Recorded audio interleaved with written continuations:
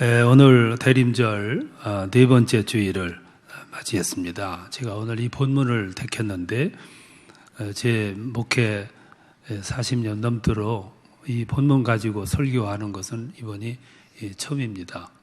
왜 그러냐면 이 본문은 우리가 설교할 만큼 그렇게 풍부한 내용이 들어있지 않은, 별로 대수롭지 않게 여겨지는 그런 귀절이기 때문에 그렇습니다. 예수님이 병을 고쳤다고 하셨는데 병도 좀 실감나는 병을 고치셨다면은 여기 이렇게 장황하게 기록을 해도 괜찮겠는데, 까지 열병 걸린 걸 고쳤다고 하니까 대수롭지 않게 여겨지게끔 그런 느낌을 주는 귀절입니다.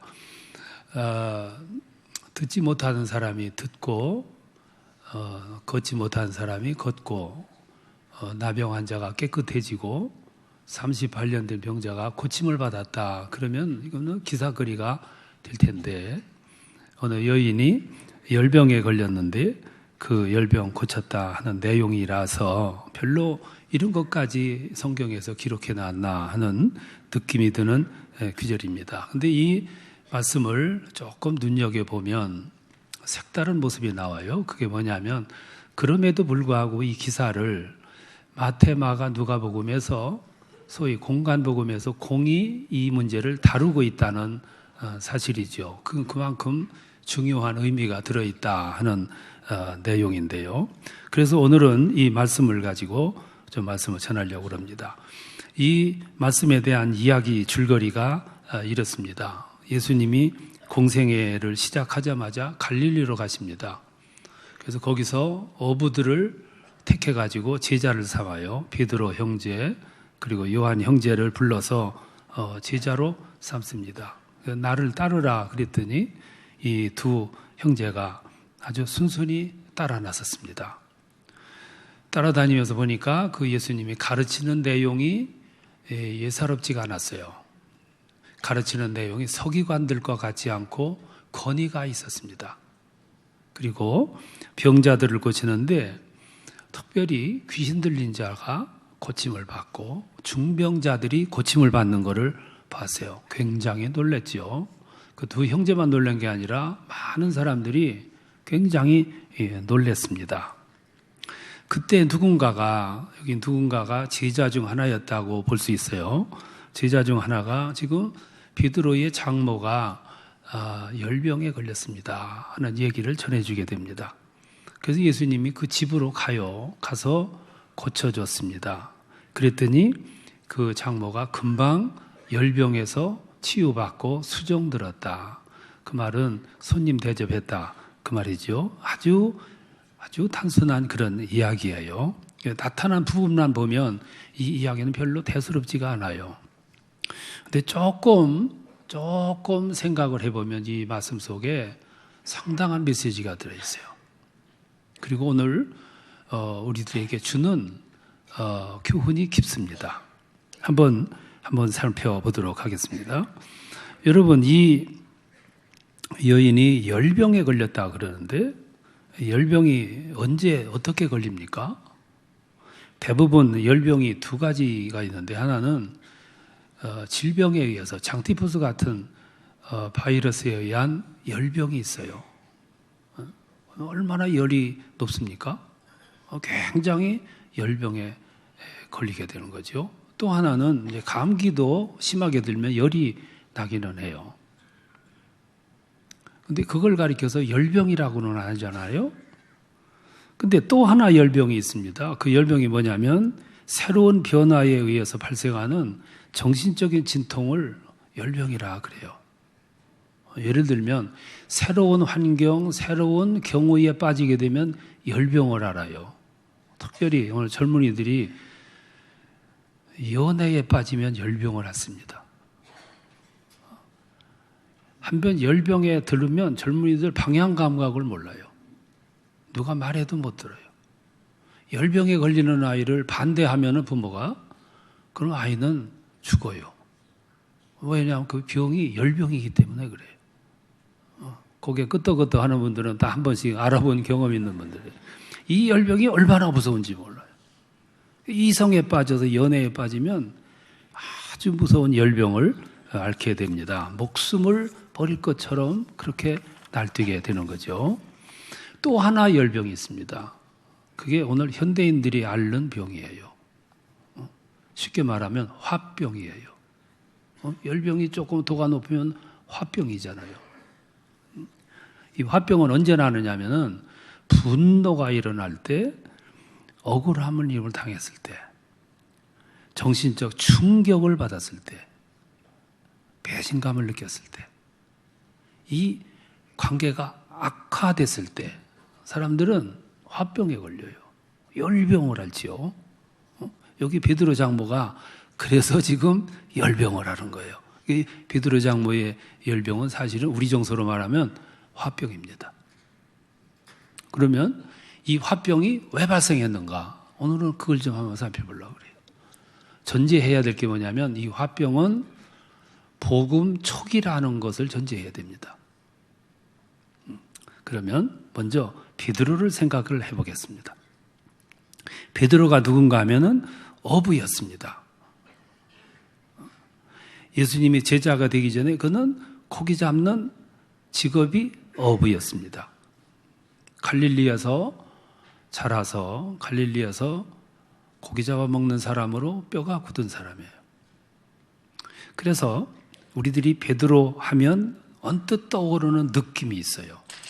그게 뭐냐면은 무지하다, 가난하다, 다혈질이다, 그리고 경솔하다. 이게 베드로에 대한 언뜻 떠오르는 인상이에요.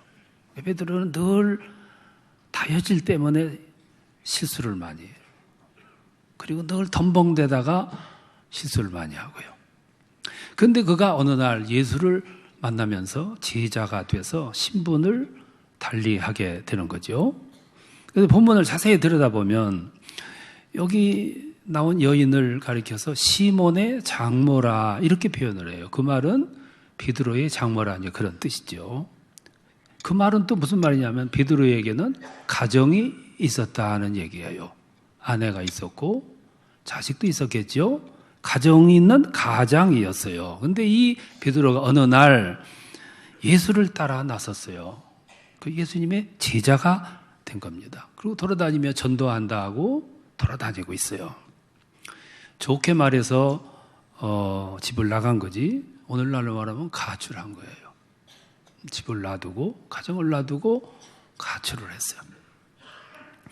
베드로가 집을 나갈 때는 무슨 생각 없이 나갔겠습니까? 그는 분명히 무슨 뜻이 있었을 거고 무엇인가를 발견한 것이 있었기 때문에 집을 나갔을 거예요. 그렇지 않고야 가족 놔두고 하던 일 멈추고 집을 나갈 리가 없잖아요. 이것이 베드로의 입장이에요. 뭔가 큰 걸 발견했고 뭔가 뜻을 세웠기 때문에 집을 나갔을 거라는 거죠. 이게 베드로의 입장이에요. 그러면 장모의 입장을 한번 생각을 해보게요. 이 장모가 지금 열병을 앓고 있어요.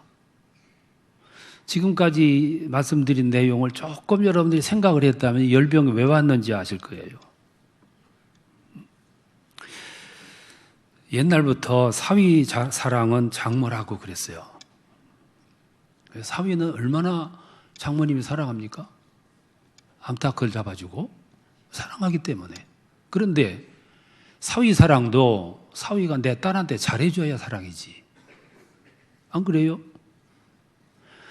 사위를 사랑하는 장모는 내 딸을 사랑해주는 사위니까 사랑하는 거지. 내 딸을 팽개치고 무책임하게 가정 놔두고 대책도 없이 집을 나가버렸어. 사위가 집을 나간 뒤로 내 딸이 배를 끌고 다니며 고기를 잡아요. 고생해. 가정을 이루려고 고생을 해. 무책임하게 사위는 집을 나가버렸어요.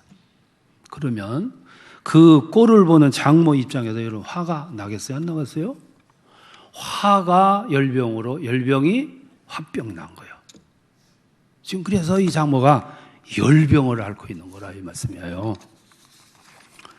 거기다가 누워서 가만히 생각해 보니까 이 사위가 가관이에요. 왜 가관이냐면은 배운 것도 짧은 사람이 누굴 가르친다고, 누굴 전도한다고 돌아다녀. 한 젊은이를 따라 나서서 나갔는데 월급 주는 것도 아니고, 그렇다고 따라다니는 게 장난성 있는 것도 아니고.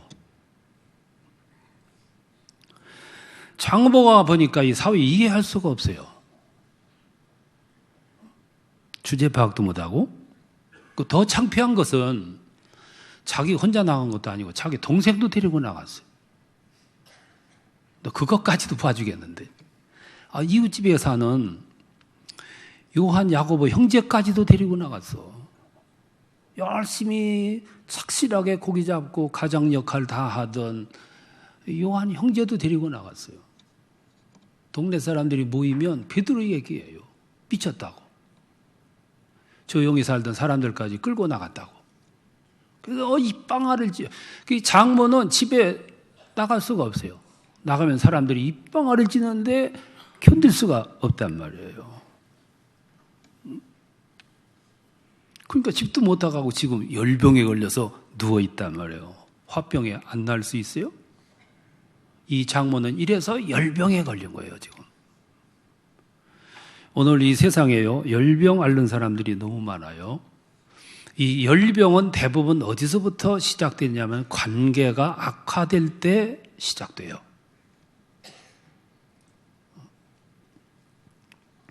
자식 때문에. 오늘 부모들은 자식 때문에 소가리를 많이 해요. 열병을 알아. 이 자식이 문제예요. 며느리 때문에. 이 시부모하고 소통이 안 되는 거예요. 시부모가 또 집에 오는 걸 또 안 좋아해. 어느 날 가봤더니 요새 아파트 문 번호를 싹 바꿔버린 거예요. 뭐하러 가기를 왜? 가가지고 상처받고 말이죠. 가가지고 냉장고 시찰이나 하고 왜 그런 일을 하냐고요. 그러니까 이게 얼마나 속으로 돌아오면서 분노. 오늘날이니까 그런 일을 하니까 그 치유되는 거지. 그게 여러분 얼마나 상심할 일이에요. 얼마나. 오늘 남편 때문에, 아내 때문에, 또 부모님 때문에. 노부모님들이 건강하셔야 되는데, 노부모님들이 노인 돼가지고 경제력도 좀 있어야 되는데, 치매가 오고, 자식들이 어떡하라고. 그 자식들이 몸살을 앓는 거예요, 몸살을. 이 골프장에서 골프를 치는데 앞팀이 너무 느렸대요. 그래서 뒷팀이 뭐라고 생각했냐면, 세게 내는가 보다. 세게 내기 하는가 보다. 끝난 다음에 보조원한테 물었다 그래요. 얼마짜리인데 저렇게 느렸냐 그러니까 내기 한 게 아니고요. 사형제가 쳤는데 꼴찌가 부모님 모시기로 하는 경기를 했기 때문에 얼마나 신중하게 쳤으면 그렇게 진행이 느렸겠어요. 요즘에는 이 문제가 보통 문제가 아니에요. 그러니까 오늘 사람들이 다 열병을 알아요.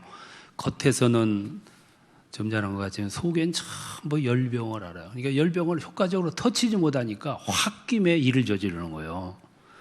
홧김에 뛰어내리고 홧김에 차를 몰고 들어가고 홧김에 사람 죽이고 못 견디니까.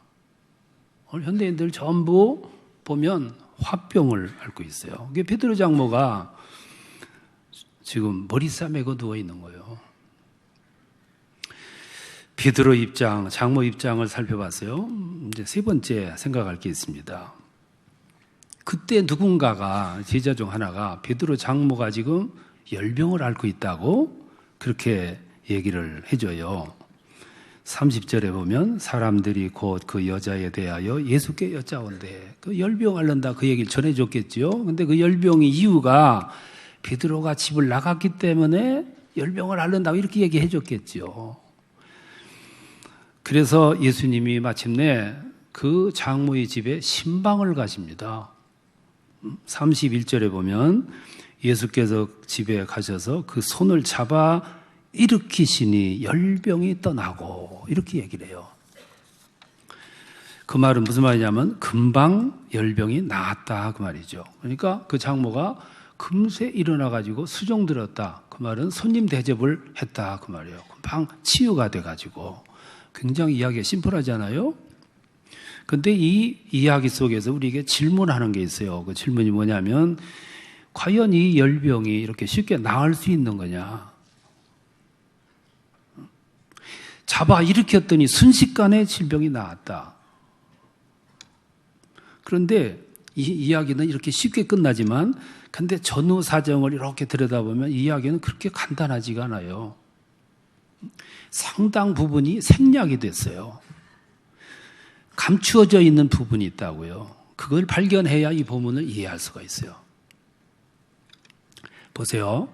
이 장모가 머리 싸매고 지금 누워 있습니다. 그러면 누워만 있었겠어요?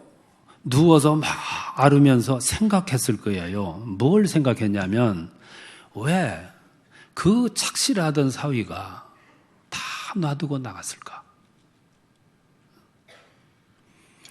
그 직업에 충실하고 가정에 충실하던 이 사위가 왜 나갔을까? 그러면 그 따라 나섰던 그 예수라는 젊은이는 과연 누군가? 이 여인은 누워서 생각했다는 거예요. 왜를 생각했어요. 여러분, 이 왜가 중요합니다. 왜 그럴까? 그러면 길이 나오게 돼 있고 해답이 나오게 돼 있어요. 왜 그럴까? 왜 나갔을까? 저 사람은 누굴까? 여러분 생각해 보세요. 사람들이 왜 예수를 믿을까? 예수를 믿으면 어떻게 구원받을까? 예수를 믿으면 왜 구원 준다는 건가?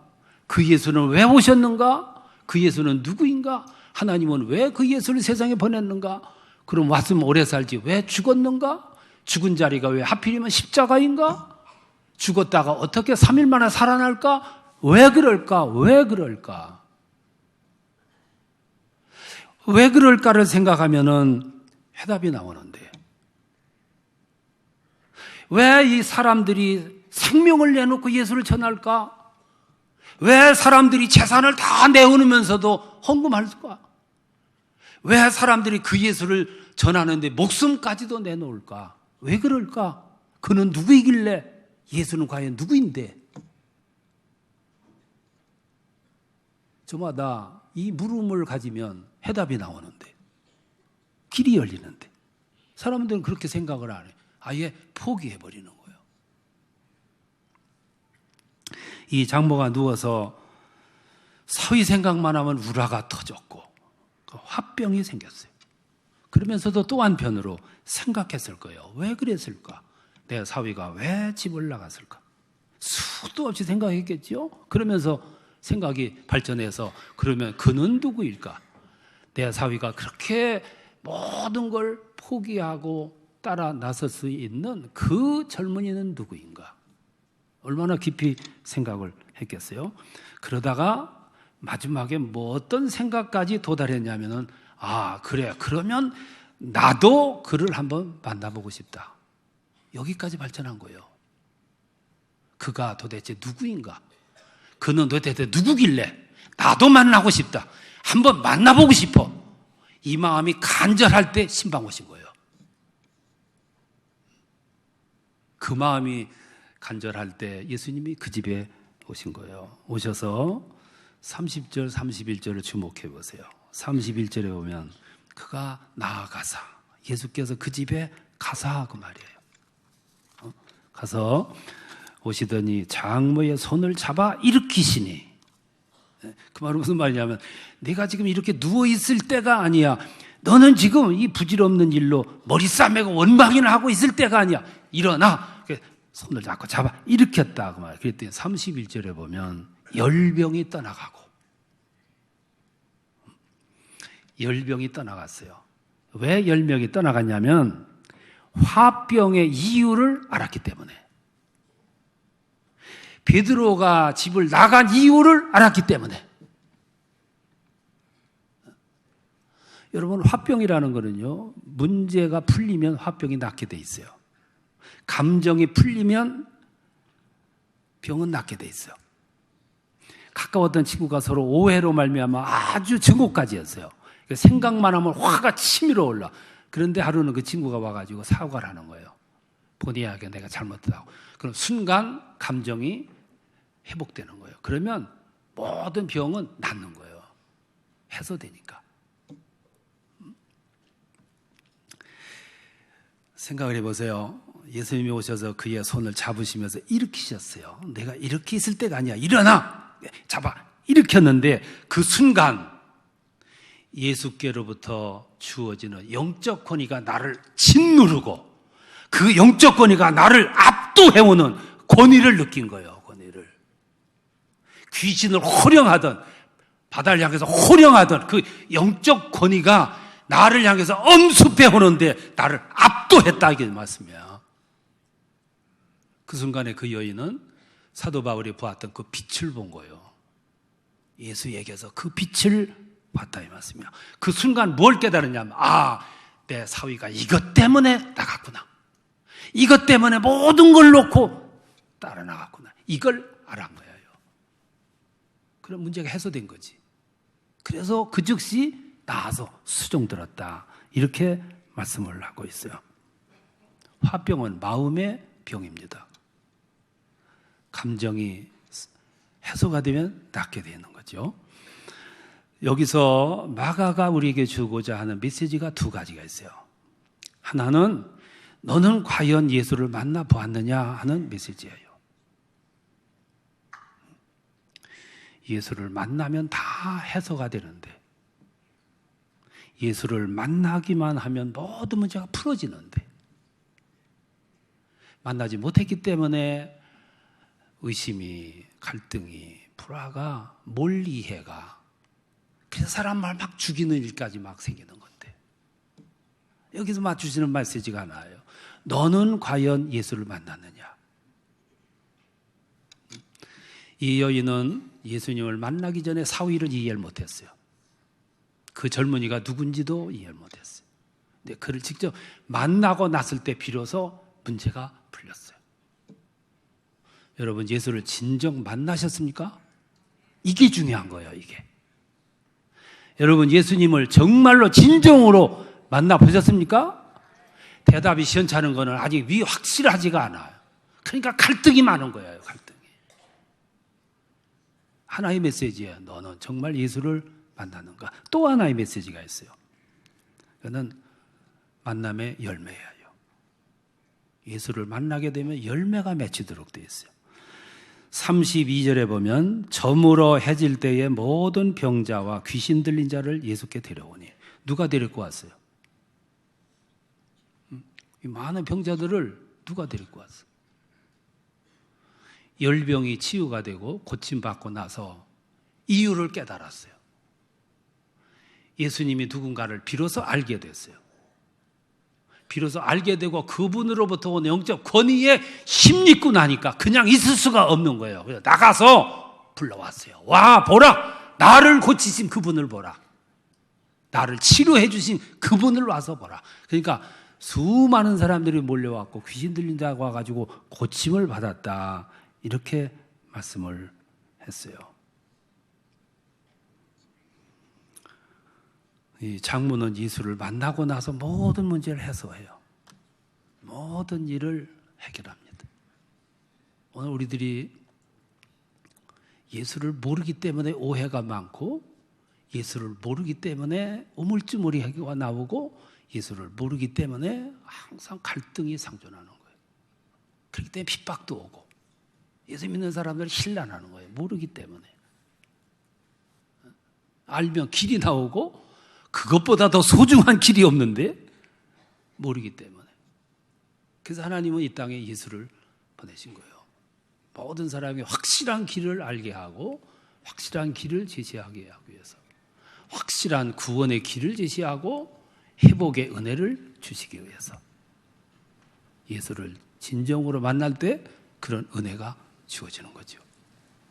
이 대림절의 아침에 이 땅에 오시는 예수 뜨겁게 만나고 새롭게 여러분들이 나가 간증하고 증거하고 전하는 그런 축복의 삶이 주어지시기를 축원합니다.